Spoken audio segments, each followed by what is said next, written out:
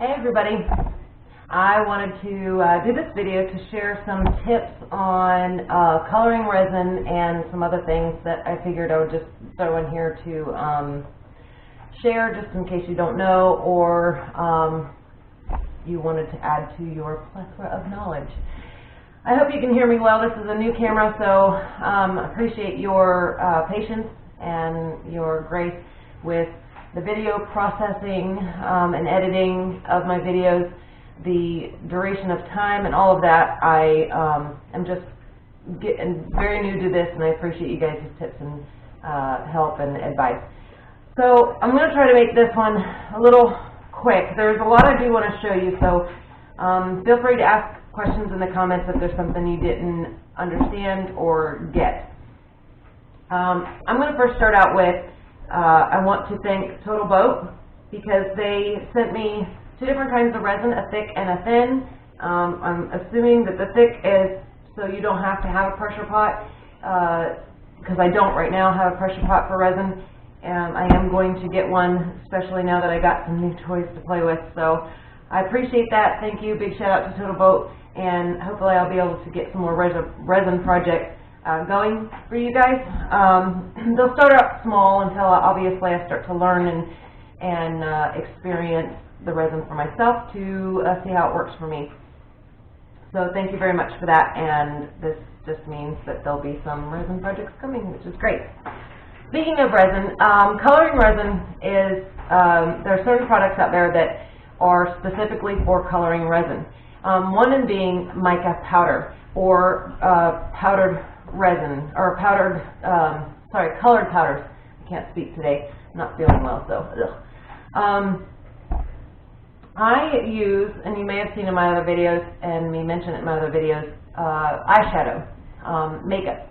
You can do any kind of powdered makeup, and the reason why I use it is because it's very inexpensive at the Dollar Tree. Now, there are expensive brands of makeup, us ladies know, and when it comes to really good makeup, we're willing to share out some pretty good dime for our war paint. That's what my dad calls it. So don't go sneaking into your wife's expensive stash. I'm sure she probably has tons of makeup laying around like I do, colors you no longer use or you thought you might like that you put on and you're like, so that's what I have here, some makeup that I had in stash, and I also went to Dollar Tree and purchased some. Now, back to mica powder. Mica powder is used to color makeup and then, or eyeshadows, and then they put a caking agent in it to help clump it, to put it in these little trays. All those wives out there that are handing over some makeup to their husbands, that is amazing. You women, that's awesome. It's a great inexpensive way, and I tell you, it's saving money because those containers of one color, which you get a lot, this isn't, that's about, I don't know, I paid $3 or $4 for this particular container from wish.com. It takes a little long to get there, and yes, you can get really cheap powders on there if you're wanting to get it fast, or if you, if you don't want to get it fast. If you don't mind waiting a few weeks to get it, sometimes it takes like months. So that I didn't mind because I was still an experiment and how many projects that were in need of getting finished right away. But the awesome convenience of using makeup is if you do have a project that you need to get done right away, every store has, like I can think of, besides maybe even gas stations or whatever, and even them, they might have eyeshadows. There's coloring options everywhere. The cheapest being that I know of, and if you guys have any places that are either local to you or online stores that you can purchase cheap mica powders or cheap makeup palettes with colors in them, please fulfill your comment. Like I said, I use Dollar Tree because you can get several colors. This is 3. This one's missing because I put it in a container already. For $1. So you get 3 colors for $1. If you want more of that color, you just buy several of the same palette, which I have here. I have 3, and all 3 of them filled up that container, this little 5 milliliter container, and then some. I had some left over. So I'm also going to share with you how I store them and what I store them in. This is my first time using this particular container, and I'll tell you where I got those from. So, the process of, processing these once you get makeup powders, and let me go back to the forms that they come in. I'm kind of getting in a rush here. I'm trying to make this video short. Eyeshadows come in already powder form. This one here is already in powder. You don't have to break it up. It is called loose eyeshadow. So if you don't want to do what I'm fixing to do to store your shadows, that is an option. Just look for loose powders. Now, your colors may be limited if you're only looking for loose powders, so keep that in mind, that if you want other colors, you may have to go through this particular process. It's not that painful, but for some, they may just not have the patience or time to do it, and I understand that. But for those who really want to have awesome color options, and you only do, like, say, smaller projects like I do, or even big projects. Like I said, you just buy more of the same color palette if you want more of that color. And, like I said, you get a lot for only $1. These are just some, and you can barely see them, I know, I got them all in bags, of colors that I got. I try to separate them from, like, neutrals, like colors of wood, different colors of wood or something that would blend with different colors of wood, to my more, outgoing type colors like this teal and like this teal that I have in blue in this palette here. I try to separate them. Recently I was digging through them for a video, so I've got them all mixed up again, and normally I have to try to stay as organized as I possibly can. As you can see, my container over here, I got this from Harbor Freight, and I just compartmentalize, from my glitters to my powders and all the other things that I use to color resin. I try to keep that all together, so when I bring it inside, I can just take the whole case out with me, and then I have everything in one place, and I'm not searching for my stuff. So I like to keep things organized. Life can get pretty chaotic without organization for me here. So, all right, there's several ways you can store your mica powders. Yesterday I went to Hobby Lobby and found, where's my tag that goes with this? Oh, here it is. These are paint containers. They have little tops already attached, and they seal pretty decently. I had this in here and it's not coming out, so that's good. $2, or sorry, yeah, it was $2. If you use your 40% off coupon, you can get it for a lot cheaper. There's 18 of these containers in a pack, so that means you can only store 18 colors. And the reason why I say that is because once you go and see how many colors are available when it comes to eyeshadows to color resin, you may go buck wild like I did and buy as many colors as they had. So this may be a good option for you, may not.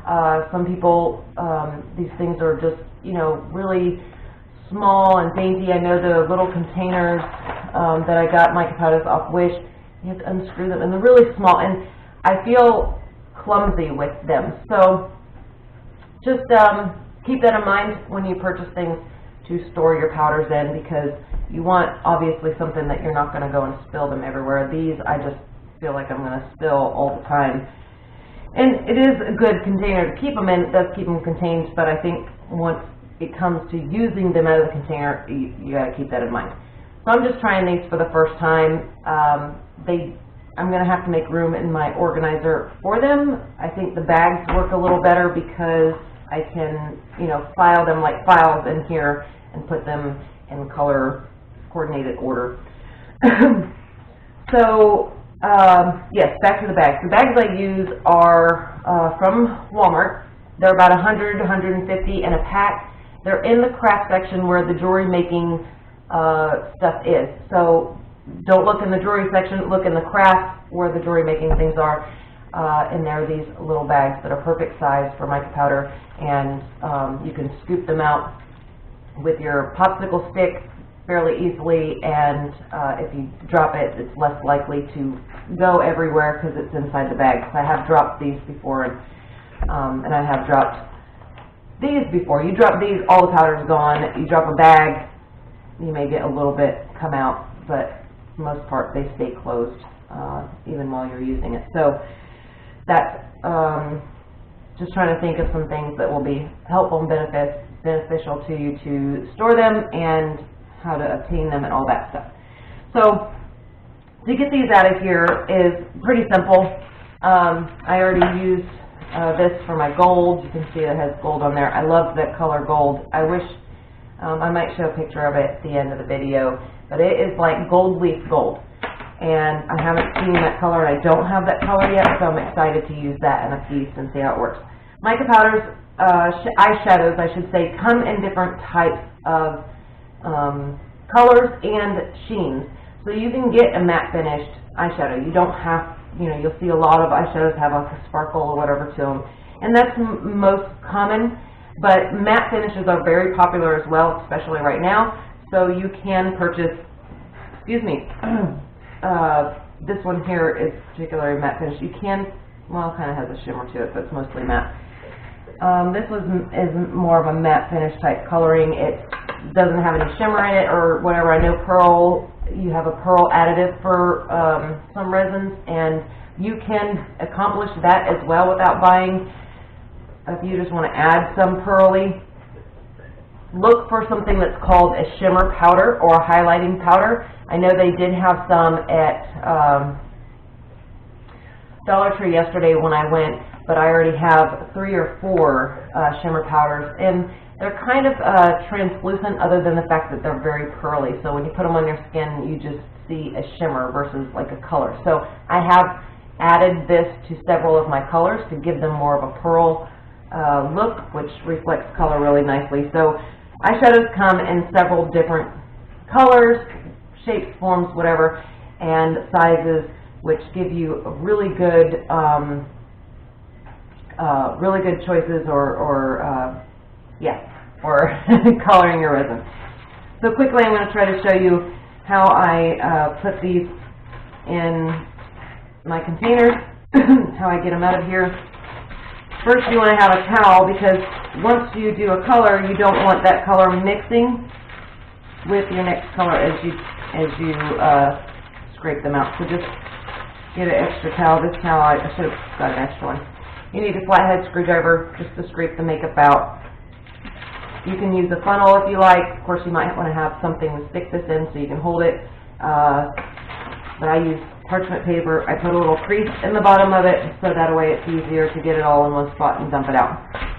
Now, keep in mind, and us ladies know this, when you buy makeup and it has multiple colors in it, God forbid if you drop it, then all those colors, you get a mix without wanting a mix. I have so many shadows that were completely ruined because I've dropped them as soon as I got home, and boy, ladies have had that happen. Oof, we get so frustrated. So the best thing to do, I would say leave them like this in your shop, but if you move something around and this thing drops, you're going to have broken up shadow, and this is going to be a horrible mix. So if you don't want them mixed, probably best that you process them as soon as possible, or put them somewhere where they're not going to be knocked over or whatever until you can get to them. Just a little tip, because us ladies know, man, so frustrating when you buy new makeup and you got a mixture of the colors, or it's all busted out and all over your bathroom floor. That's very frustrating as well. So for the palettes, I just take my screwdriver. I'll try to do this so you can see it. I know the camera's kind of far away. I don't have a zoom on this, so I apologize. I just take and run around that with my screwdriver. I did have a smaller screwdriver. It was a little easier to work with, but I just grabbed whatever I had laying around. I'm kind of a do with what you got kind of gal, so, and then plus I'm impatient, sorry. Yeah, I wish I was too patient.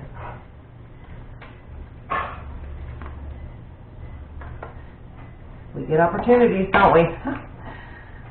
So all of this, these are all the blues, so I'm going to do all of them at once. I'm going to store this in a bag versus the little plastic container for right now, just for the sake of quickness, because I did put my gold in there, and much seemed to be a little much for that container. Plus, I noticed, you know, when you knock them out of there, they will be in, let's see, in chunks.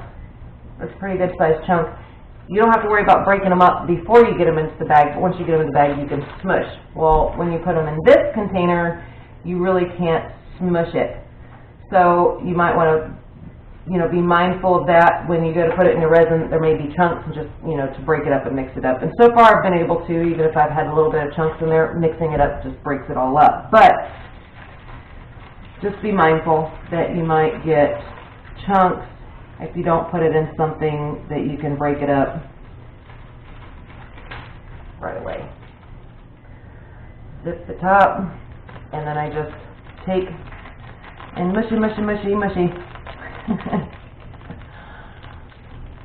I appreciate you guys tolerating my crazy words that I come up with. It just comes out my mouth, and I have no filter, so I try to, anyway, have a filter. But most of the time I don't. I don't even write down what it is I need to say, because it just comes on out. Maybe that's why my videos are so long, because I'm trying to remember what I'm supposed to say. Appreciate your patience, though. So that is quite a bit. I mean, this amount filled this 5 milliliter container and then some. I couldn't fit all of my gold in there, actually. So that is quite a bit of powder, and would do, if you did a large pour, that would be plenty enough for a large pour. And look at that color. That is so pretty. I know a lot of you guys do use the Pearl-X. I'm not trying to feminize or masculinize colors, because colors are colors. I mean, whatever. But I do notice that you guys do use pearl colors, so you like that shimmer, and it's just kind of getting to know what people like. I tend to really like the glitters and things like that, and it's understandable if you don't. But if you're looking, like I said, for a more matte finish color, doesn't have shimmer, eyeshadow is available in a matte finish. Don't be afraid to go in there and just, I mean, if you get 5 different palettes, some of them have 12 colors. I bought one last week that had 12 colors in one palette. So there's 12 different colors for $1. It's awesome to me. I mean, it's one of those discoveries you make, and you're like, you know. Anyways, I'm not going to do the teal, because I'll just move on to my next little tip to save you guys from having to watch that whole process again. If there's any questions you have about this, please message me. I have casted, I don't have the pieces here, I have casted some pieces with using the makeup powders other than the 5-minute epoxy with regular, I think it was Alumilite epoxy that I used, because that's what I had on hand, and I got it at Hobby Lobby with my 40% off coupon, and so that's that. Alright, as far as, let's see, let's move on to, see, this is why I need the script, write things down, get organized. As far as molds and things go, now I make smaller, like medallions in resin, and I use wood and sometimes just resin. I started using some UV resin, so that cures instantly. You can look it up online. It's called UV resin, and you have to get a UV lamp, which I already had for some nail products that I use. So, excuse me. I didn't have to buy any extra equipment, but if you're starting out using UV resin, you may want to do that. And you can use UV resin on your wood turning, as long as, you know, of course, it's dry enough to do that. And that's a really good instant way to get the hole filled. You literally just pour it into your hole, making sure you mask off your spots. And what's neat about UV resin, as soon as that light hits it, it starts to harden. So if your bowl is like this, and you're trying to fill it without having to, you know, chase the resin like you've seen me doing in my other video, the UV resin, you can just put it in there really quick, hit the light, and it's there. It is in there. So depending on your application and how impatient you are, like me, UV resin might be something to look into, and you can use mica powders and, you know, the same way you would color regular resin with it. Being mindful, though, a lot of the dyes that they send you with the UV resins, I don't think they're alcohol dyes. Excuse me, I'm coming out of a cold. I don't think they're alcohol dyes or whatever, they're water-based maybe. So if you put too much, it will cause softening, makes the resin kind of soft and doesn't, whatever. But make sure you just read through your instructions and see how to do that. I use the silicone molds that I got off Wish. I think I may have paid $2 for each of these. This one's a bracelet mold. It is kind of small. It fits my son's hand. I say son because it's a bracelet, but he's 7 years old. He's smaller. My daughter, she's 9, and it doesn't really fit. So keep in mind of the sizes. I didn't pay attention to the size when I ordered this one, but it will still be useful because this particular mold fits inside of this one. So if you wanted to do a cool lid for a box or something like that in resin, and you wanted to do a different color rim with a different color inside, bam, boom, get creative. These are like little half circle molds. Sorry if you can't see this very well.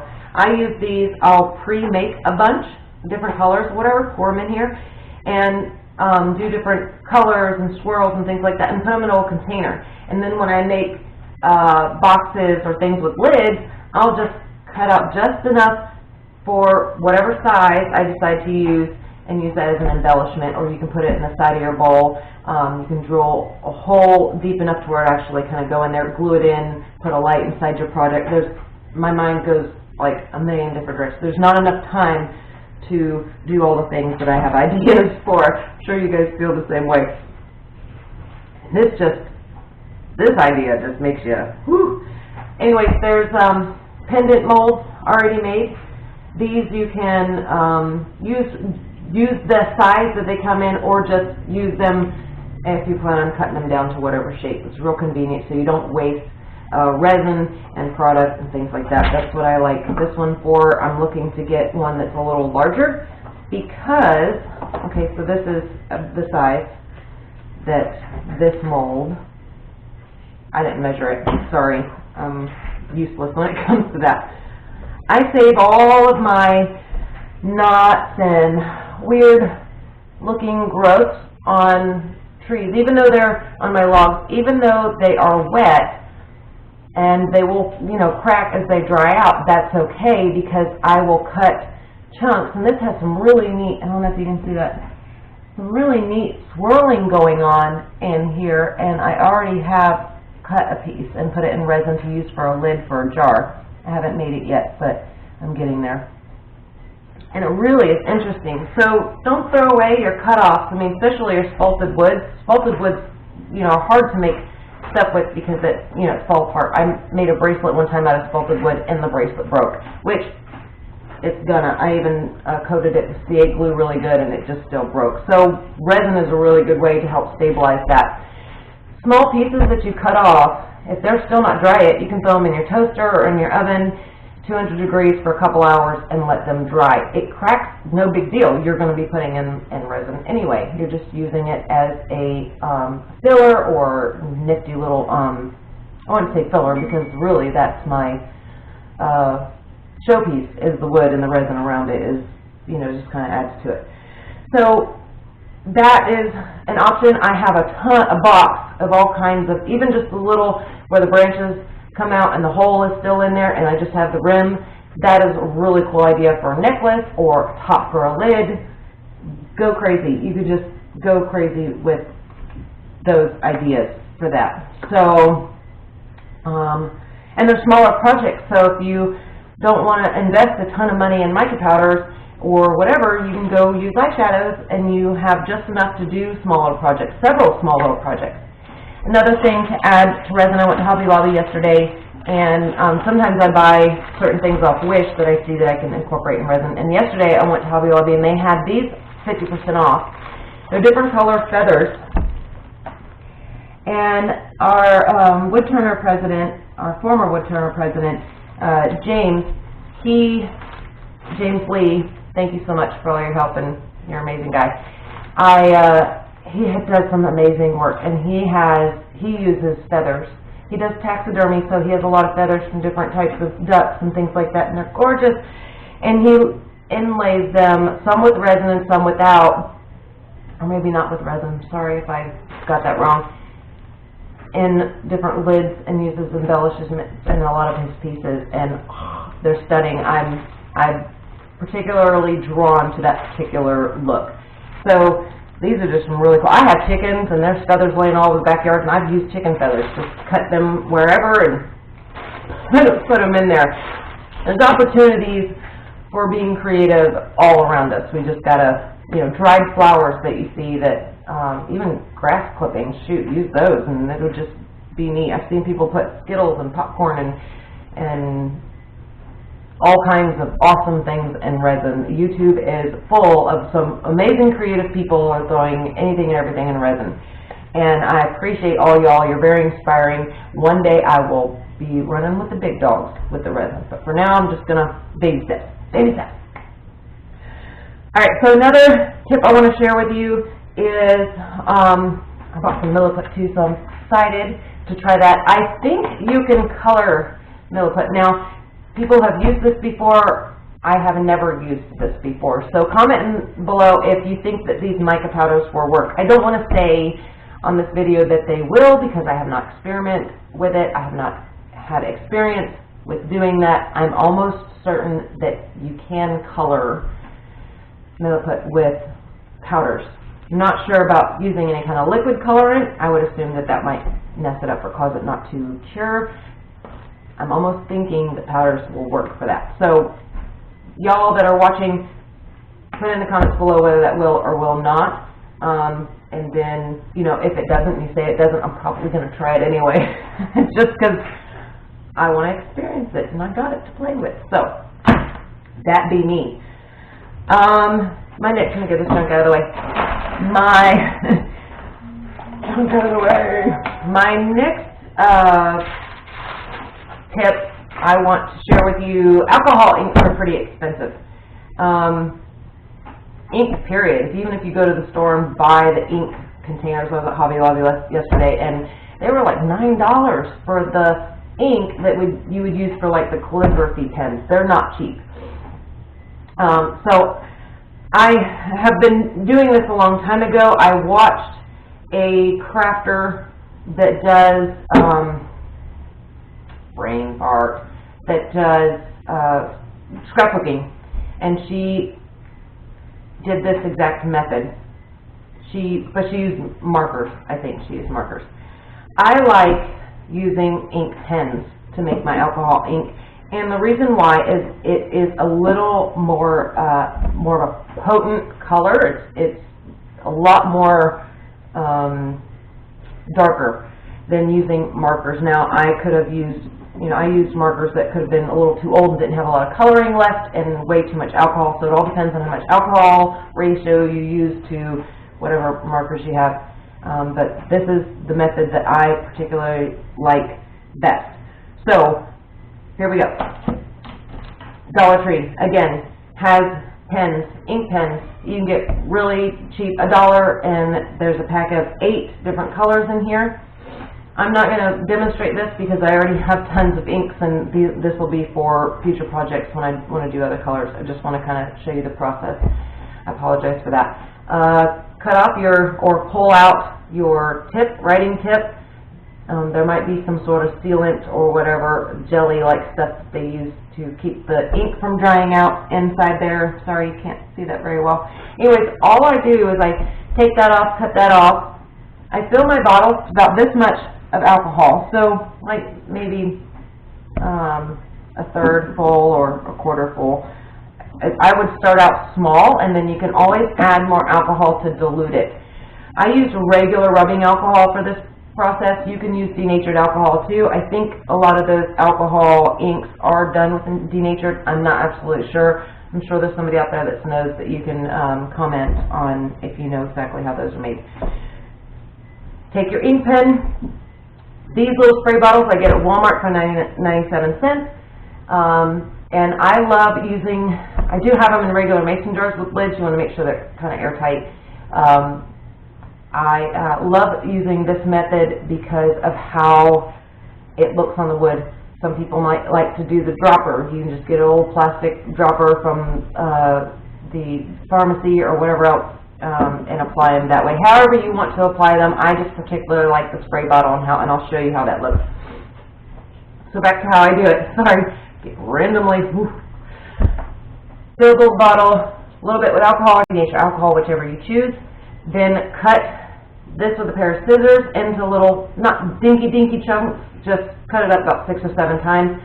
I just leave the plastic and everything in there. The ink gets dissolved out of the tube into your alcohol, and I just give it a shake. The longer it sits, obviously the darker it will be because the ink is leaking out into the alcohol. You can get several colors, and then you can get creative and mix them. So if you want, you know, orange red, you just mix orange and red together. I mean, these are only $1, so you can buy 10 packets of these and make a gazillion colors. 1, by mixing them yourself, and 2, because they come in several different colors. If you go to Walmart and find school supplies are going to start going on sale here soon when school goes back, so they'll have a lot of different pens and things that you might not see on the shelf that's normally available. Sorry, I have a kitten playing over there. And there'll be tons of colors available then and a little more discounted price. I just like using the dollar store ones because they're $1 and, you know, all year long they're $1, so no matter when I get the hankering to make me some alcohol ink, I can do that. So cut them up, put them in there, shake them up. You put them in the spray bottles, your applicator is right there in the bottle. This is the most expensive part of the process, is the actual spray bottle. So this is an oak bowl I roughed out. It's dried and warped, as you can tell. I haven't even sanded or anything yet, so this is not a finished product that I would do. I will demonstrate this like later on down the road when I have pieces that I want to put some ink on. And there's, gosh, I wish I would have been a little more prepared. There's several people on YouTube that do inks, and one particular gentleman, oh, I've been watching him for years now. He did medallions with ink. Anyways, I'll post in the description the links to the videos that I've watched that helped me to develop an idea on how to do some of this stuff. I apologize, I'm airbrained today and not feeling well. So, well, I'm airbrained every day, whether I'm not feeling well or not. So, anyway, I already sprayed some purple on there. And I like this because you don't have to use a rag to apply it. Now you might want to, you know, blend it or whatever method you use to put it on. But when you initially put it on, it's almost like it's airbrushed. So you blending the colors, I would definitely recommend. I'm doing it on the side, so recommend putting a towel down if you're going to do it inside, just to keep ink off your table. I have kids, so my table needs to be refinished anyway. Let's see, I used purple here, so I'm going to use, just to give you a little demo on how this goes on. Like I said, the less alcohol you use, the darker the color will be. But I love how that spritz on there and kind of gives it a airbrushed blend. You know, you can blend it. This purple is really bright. And you will find some colors are more potent this way than others. I would say do not spray these on your project directly. If you haven't done it before, spray it on a scrap piece of wood to see how vibrant it is.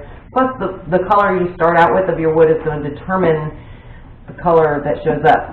So if your wood is more yellow and you add a green to it, it's just going to be a greener yellow. Or a good way to understand what's going to happen with your colors is go online and look up the color wheel. You have your primary colors, 3 primary colors, your secondary colors, and your tertiary colors. I had to learn all of that in hair school and in art class. Thank you, Miss Rainey. I love her. So that will give you an idea. If you put blue onto green, you're just going to have like a whatever green. And same with if you put blues on reds, that's kind of going to cancel each other out. Just remember, everything opposite of the color wheel is going to neutralize one another or make a really muddy, icky color. But if you use colors next to one another, that will enhance, darn cat, will enhance one another. So it's probably good that you kind of get a idea of mixing colors and things like that before you start applying, so you kind of know what to expect. If not, just experiment. Spray some colors on there and see what happens. Alright, so that side is obviously still a little wet. Yeah, it's still a little wet. I sprayed heavy there. But alcohol dries up fairly quickly, so that's what's really nice about these. Now, when you go to put a finish on, these will not blend together totally, but you will have some color on your rag. And depending on what look you're going for, maybe how you do your finishing method. So just keep that in mind. I love this way. You can add your colors. Now this is a really hot pink. I was really interested in using this one. I did on a bowl already, so I use in my schoolroom. I mean, that is vibrant. And like I said, my experience with the markers, the ink from ink pens work much better in being vibrant on wood. The markers might be really good on paper or even a lighter wood if you want more of like a watercolor look, a real diluted or slight tint. The markers might be a way to go, and you just pull those apart just like you would a pen, cut the foam tube and the tip up, put it inside with your alcohol, shake that up, and then put it in whatever container you want to for your application. I'm not going to finish this bowl. I will do some with the inks later on. I got a ton of sycamore, but I want to wait until it dries a little bit before I start messing with that with colors. But again, sorry I'm not being very sharing here with my bowl. It really makes it look airbrushed. And you can do Tight X. You can spray this while the lathe is spinning to get different effects. Don't be afraid to play with it. If you're scared of it, just throw a chunk of wood on there that you don't care about and test it out. Or you do like me, you learn the hard way by putting it directly on pieces and then you got to sand it all back off. Which I guess isn't a bad thing. I mean, you're experimenting, having fun. So, thanks again, Total Book, for sending me resin. I'm going to have so much fun doing the projects with the thick resin, so showing those especially who do not have a pressure pot, don't really want to put an investment into that. Right now I'm looking on Craigslist to see if I can't find one a little cheaper than where I can get one at Harbor Freight first before I go and impulse buy. But the thick resin, apparently you don't have to have a pressure pot for, so just more patience. And that's okay, because it saves you from having to purchase an extra piece of equipment, and that's something that will work for you. That's great. I don't think there's anything else I was going to talk about. I guess that's it. If you guys have any questions for me about things that I've just showed you, please comment. You can email me too. I think I have my email. I'll put it in the description below as well. I love you guys sending your photos to me with all your projects. It's amazing to see the growth in one another and how we all inspire each other. So I really do appreciate photos. Plus, I love pictures. So thank you for that. I will probably start putting you guys' with your permission, obviously, of the projects you send me in some of my videos, just to show off everybody's work. The world needs to see how creative we have, all of our creations, and how creative we have. So many people that inspire one another out there. So I would like to share those if you don't mind. So if you send them, just let me know if you don't mind me sending or sharing them on YouTube. And if not, that is okay too. I completely understand. Putting yourself out there is a very vulnerable thing, and I debated doing these videos because of that. But on the other token, I'm not going to allow someone who may be a grumpy umpy or a crabapple to get in the way of helping and inspiring other new turners that are, or even turners that have been turning and they're learning something new.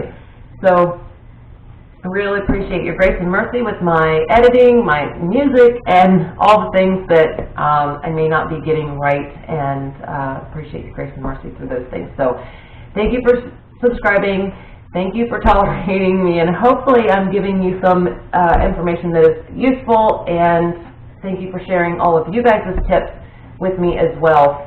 We all help one another grow. We're kind of a melting pot of everyone who influences us in our lives, and hopefully it's a very good influence, and hopefully I am that.